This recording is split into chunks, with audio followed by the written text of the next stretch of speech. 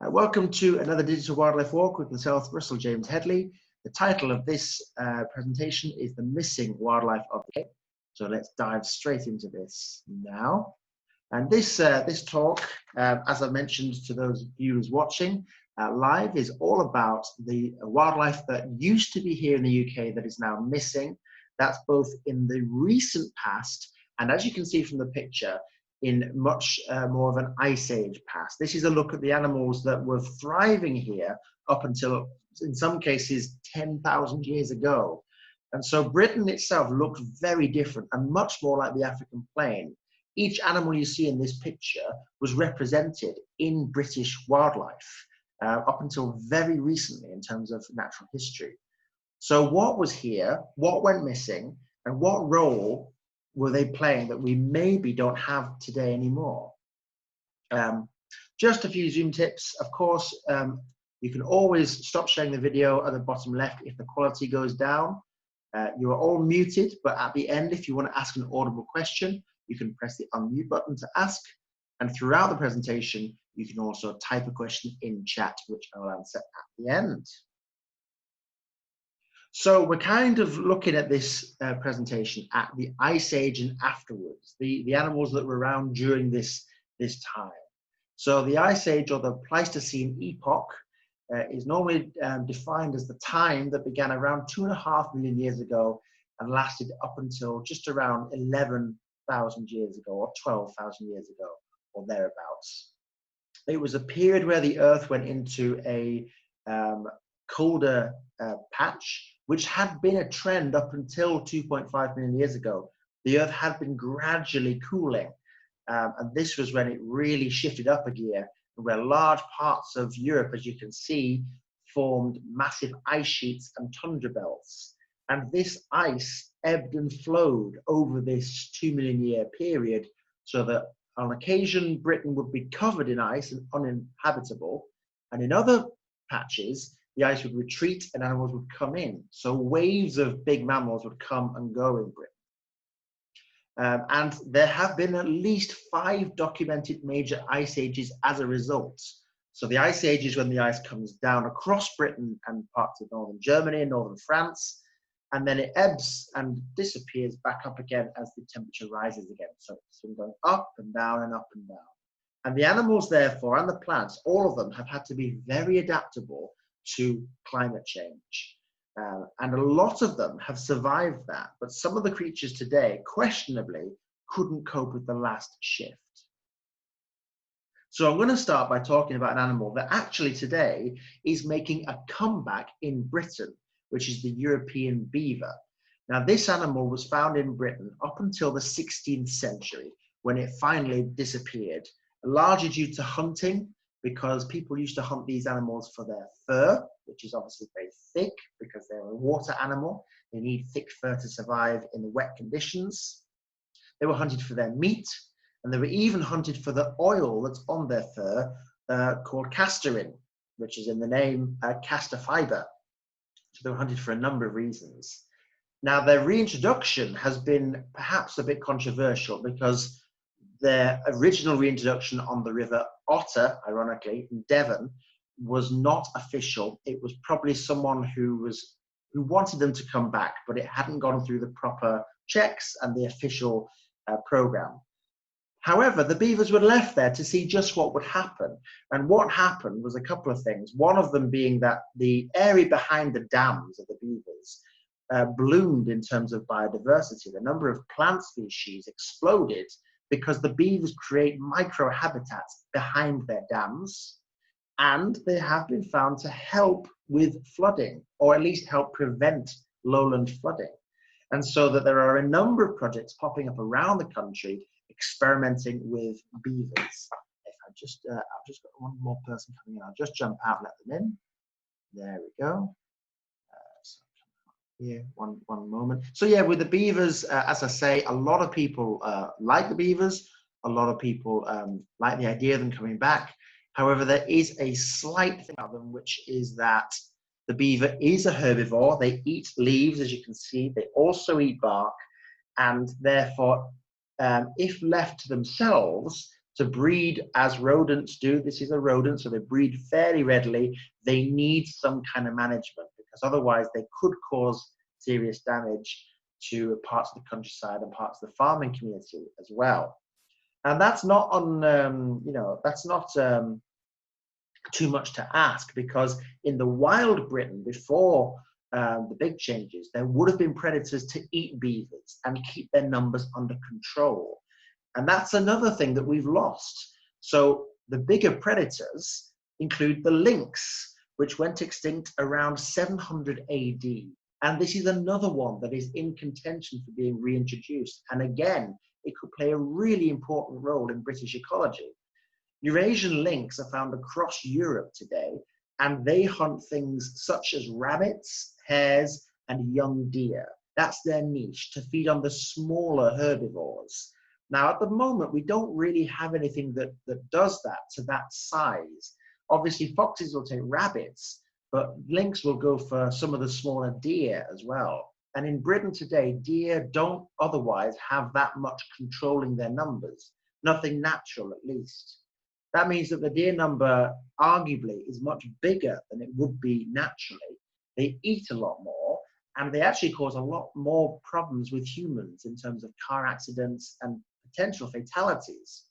So having something like a lynx, which could control that number of deer, could really aid biodiversity and help the deer themselves and humans too. I would expect there to be lynx reintroduction, at least to large fenced areas, within the next 5 years, at least, something like that. One animal that is talked about that is a larger carnivore than the lynx is the wolf.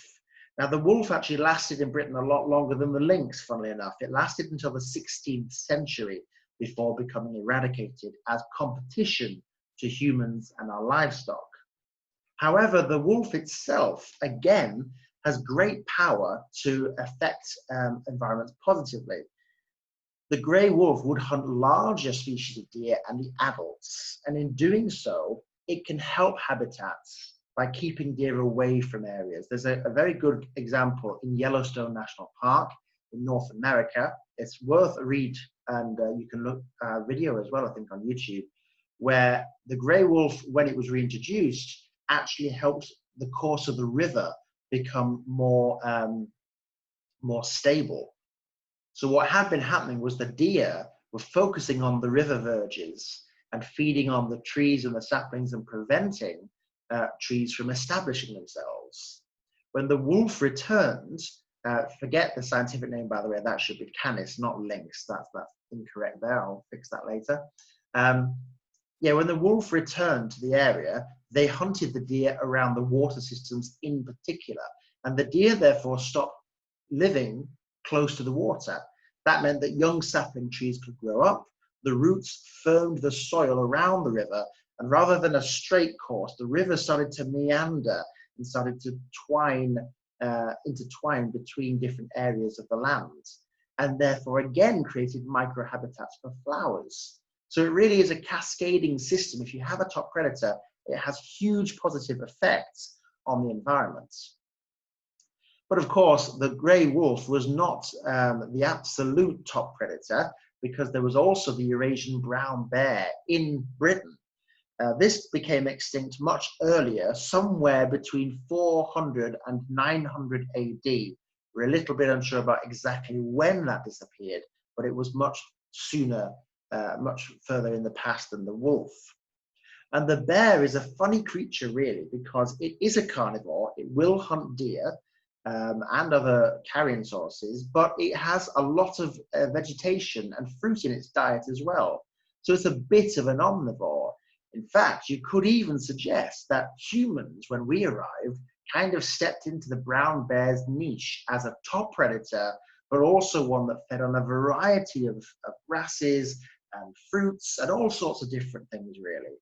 And again, the brown bear caused a little bit of competition for the wolf. So it meant that the wolf and even the lynx would not overpopulate their habitat. Each stage has something that controls the numbers to balance everything out. And for the brown bear, this would have literally been the availability of food. This is a big animal. It needs plenty of food. And so that would have controlled the brown bear's numbers as well. Both the wolf and the brown bear are every now and again raised as, could we reintroduce them into Britain? And the answer is, in my mind, probably yes, we could. However, it would need a large fenced area to control them and to make sure that they're in a protected space. That's the way that we would do it if we were to do it at all. They are found in parts of Europe today, and they are found in large areas, and it's possible to coexist with them. But Britain is an island, and we don't have as much space as Germany, for example. Also, public perception is really important, and I think a lot of the public would be interested to see lynx back, but not necessarily wolves and bears. We therefore would need some protection and some knowledge that these animals were in certain areas and fenced in where they are there. But if we take a step even further back, Britain looked extremely differently from it did today, and it actually looked a lot more like the plains of Africa, because we have had various species of elephant living here in Britain in the Ice Age. The woolly mammoth is the most obvious one. This was a stocky, very hairy elephant that went extinct in Britain around 10,500 years BC. It grew to heights of 3 meters tall, which is almost the same as an African elephant, and weighed 6 tons. It had 2 layers of fur over its body to make sure that the outer layer was an insulating layer, and the inner layer was a very thick fur to keep the animal warm itself, and therefore the heat wasn't getting out. With elephants, their role in the ecosystem, particularly when you look at Africa, is habitat creation. Because if you think about what a lot of our stories or mythology are around British wildlife, perhaps if you look back in time, a lot of people think that Britain was this enormous forested area that stretched for miles from Land's End to Land's End, or to Land's End to John O'Groats, and that it was all forest. But that doesn't really explain why today we have such a diversity of different habitats and species of flower, for example, that live in limestone pavements and in meadow areas, and birds that nest in open grassy areas like skylark. That would heavily suggest that for those animals to be here at all, they must have had bigger open areas that weren't forested. And how you can explain that that would have happened is through things like the mammoth, that would have created these bigger open spaces through pushing down large trees. Now, the other reason that there were open spaces when the mammoth was here was because of the temperature. But a second species of elephant was also found in Britain, which is really exciting because this isn't a mammoth, this is an elephant, a straight-tusked elephant. And again, this was, generally speaking, a Mediterranean species that would creep up into Britain whenever the warmer weather took over. And this is a more likely candidate for one that would push over the trees to feed on the higher twigs and leaves and keep those open spaces. The straight-tusked elephant was a 4-meter tall giant. It was bigger than a mammoth and bigger than an African elephant is today, although it was descended from African elephants. We now are pretty certain of it. We lost them in Britain about 120,000 years ago, but the role they played was a really vital one, partly for creation of habitat and partly because of their droppings. So elephants, the way they feed, they eat a heck of a lot of food, but their digestive system is not very well adapted for getting every bit of nutrients out of the food. They kind of eat food, it goes through once, and it comes out the other side as a football-shaped dropping. And that's a dropping full of nutrients for invertebrates that live within the droppings themselves that then birds feed off. So there's a whole ecology around elephants that we, again, today used to have, but don't anymore. And so that's a gap in the ecosystem that used to be there. Obviously, where you get elephants, you can imagine, you see here, this is the evolutionary line that we now think of with the elephants, the African elephants being on the left and the Asian elephants being on the right. You see that both the mammoth, well, no, so the mammoth is the Asian relative. The straight-tusked elephant in the middle, which is the largest of the five, is now thought to have evolved from African elephants, which is cool to think that's what we had in Britain. Alongside woolly mammoths and elephants, we had a woolly rhino as well in Britain, an animal that was adapted to those colder tundra areas up to the north. And again, a big creature about the same size as a rhino from Africa, doing much the same thing, feeding on, browsing on tundra grasses and mosses and lichens, but also being such a big creature, they would probably have created quite a lot of patches of bare ground by rolling over in the dust, getting parasites out of the fur and out of the skin. And those patches of bare ground, although it might seem, well, it's just a patch of bare ground, but those are also crucial microhabitats for many invertebrates. If you think about a tiger beetle in Britain, they love footpaths because that's where they hunt. They need an area of open ground with no vegetation so they can see far into the distance to find their prey. And their original niche was probable that they used the scrapings of woolly rhino dust baths to hunt in. And so they had that connection with such an incredible creature.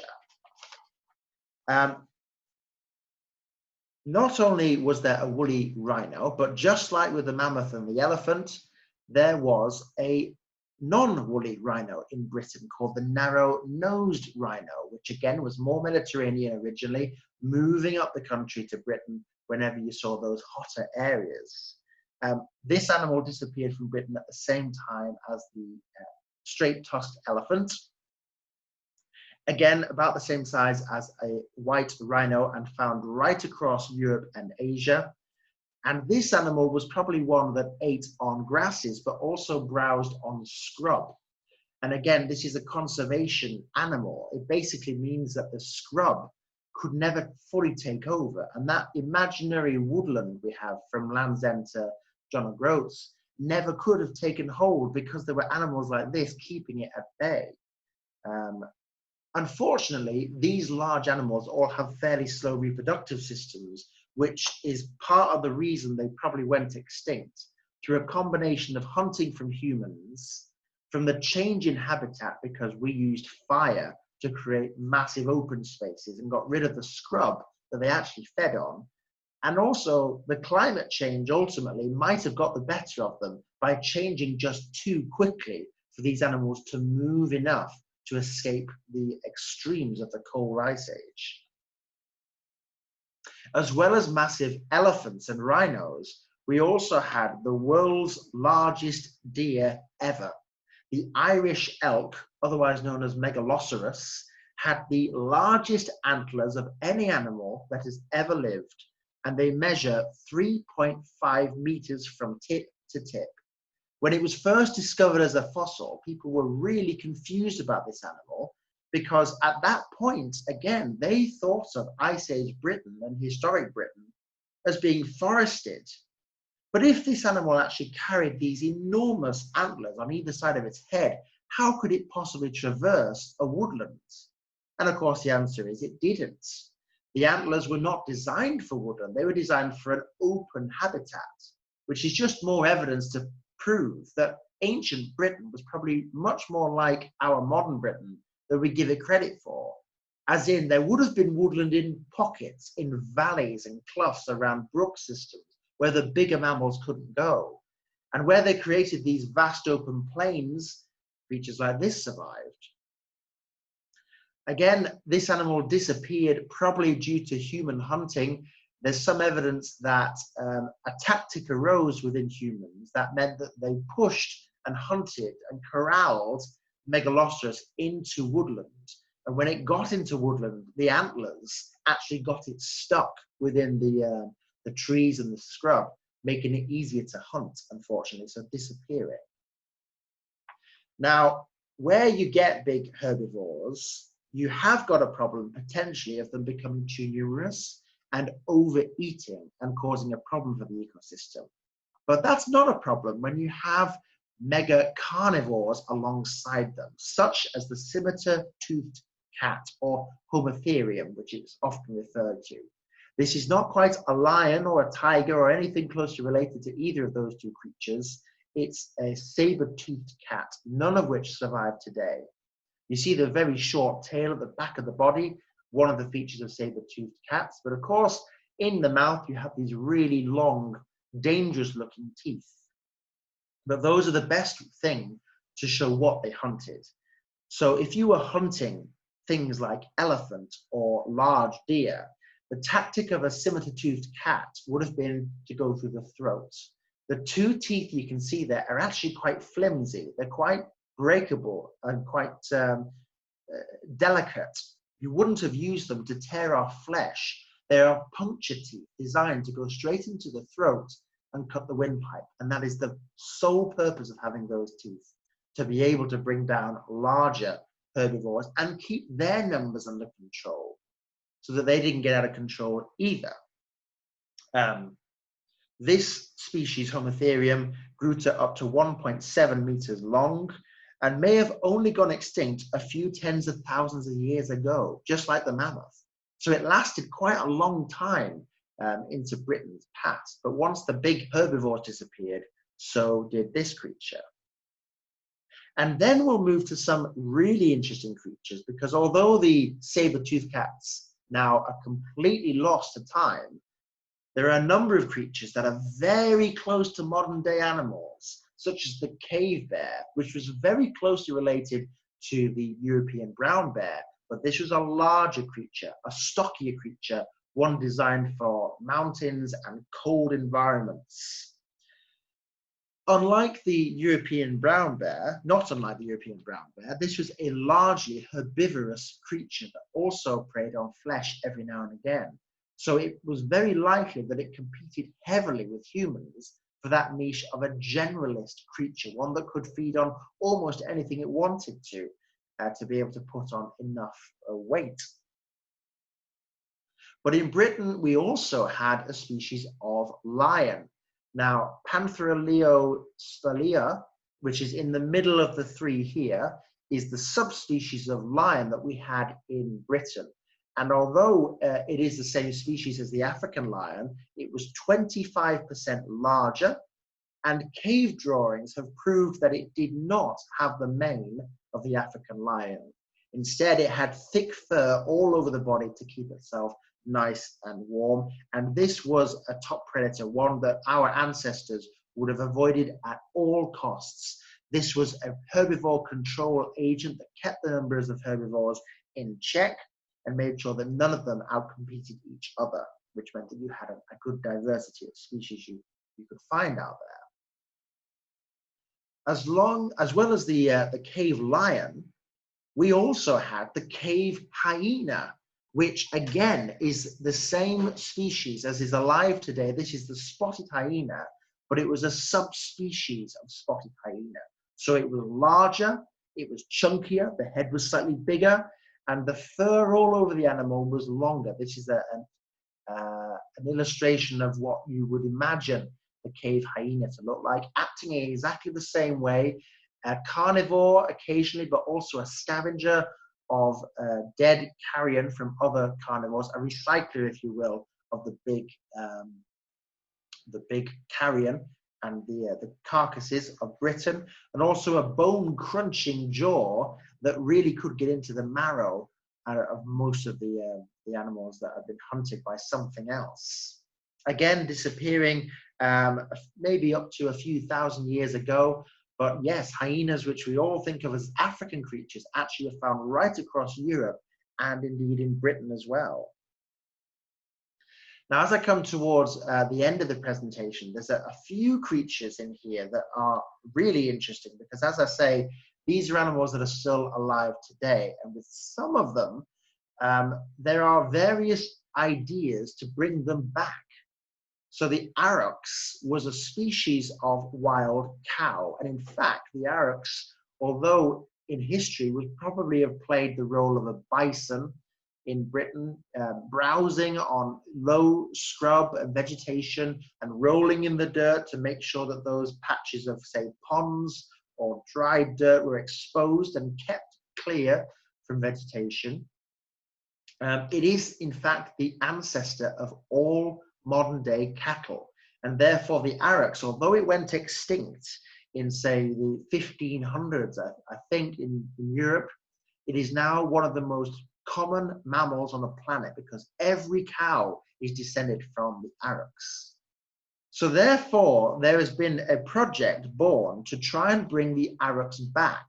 Now, make no bones about it, the aurochs went extinct. We lost them completely. However, because we bred all domesticated cows from them, the genetics of the aurochs are still around. And you can see it when you look at some of the modern day cattle, especially some of the old heritage breeds from parts of Europe.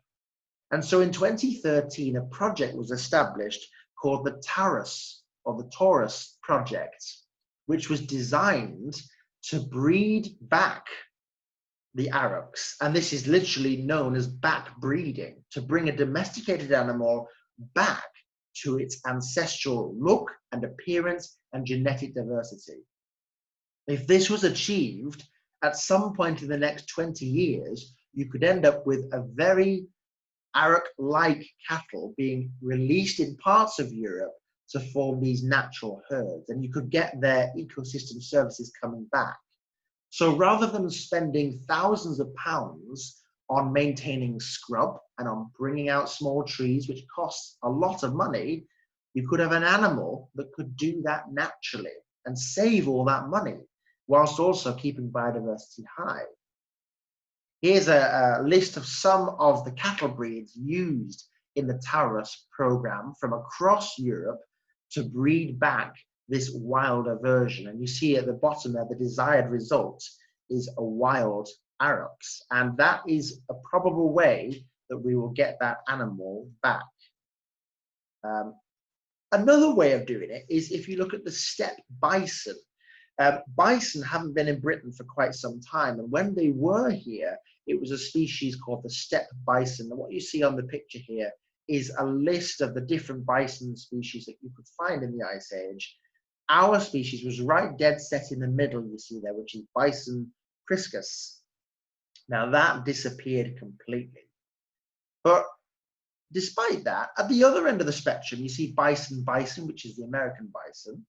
Now, in parts of Britain, where we had this big, beefy steppe bison, again, an animal that cleared areas of scrubby vegetation, creating these open areas where diversity could be at its highest in terms of botany and invertebrates. There is a theory that we could do something similar. Now, just recently, in fact, it was announced that European bison are to be reintroduced into Kent woodlands. And this is being done as a trial, if you will, to see how this goes, to see if it does help diversity. And it should do, really, because the bison are these big, heavy animals that can do a lot of the work that ecologists would otherwise have to pay contractors to do to clear woodland and areas of grassland. But it's an interesting one because the European bison was never in Britain. The fossils have never been found, the bones have never been found, it wasn't here. But its close relative, the steppe bison, was. And so by introducing a species that, yeah, it wasn't here before, but the role of the bison was here before, the steppe bison, I think that's a really exciting step towards a new way of looking at wildlife, which is rather than say, if it was never here, it has no place to be here. And rather than looking at individual species, what this suggests is that we can now look at species for their roles, for their need in the ecosystem and how they fitted in. And if you find something that's very close to that, then perhaps it can fill the role that's been lost for so long and increase and enhance the ecosystem. So therefore, I finish on perhaps the most surprising British creature that has been lost, the hippo. There was in fact a species of European hippopotamus that was very common in the Ice Age, and that went extinct again due to climate change, probably, and possible hunting from people as well. But who knows? I walked around the Knepp Estate, which is famous for rewilding, in February, and I must admit it's a hippo paradise because in the winter it gets so claggy and muddy and wet that I can well imagine hippos at some point in the future. Of course, I must mention that hippos, as with what I said at the start, any of this stuff would have to be encased in fencing because these are big animals and they can be dangerous. So I would imagine that they would never be released just into open countryside. The bison here will be within a fenced area, that they won't just be roaming freely. They will be within a kind of nature reserve or parkland, and in that way they won't be roaming. But if that works, I don't see a reason why we can't set up more fenced areas around the countryside of high biodiversity to encourage them back. And who knows where that may take us. But indeed, at one point, Britain had all these African creatures, but really we should be looking at these African creatures as once European creatures as well, which is really interesting. As you can tell, I could talk about this subject for hours, but I have reached an end. We've got 5 minutes left, so I'll just mention that the next upcoming talks on digital wildlife walks on British Wildlife are on the 10th of August and the 20th of August. Corvids of the UK and dead nettles of the UK. Just note that the corvids of the UK, I had to put it at 11 o'clock. Most of these talks are at 10, but that one needs to be at 11. So if you're a subscriber, I'll see you then, or I'll send you a recording afterwards. For subscribers as well, you should get an email later on today with a recording of all of the recent wildlife walks I've done. So I will stop the recording there. So thank you very much for watching. If you're watching this in the future, I hope to see you again very soon. So I will stop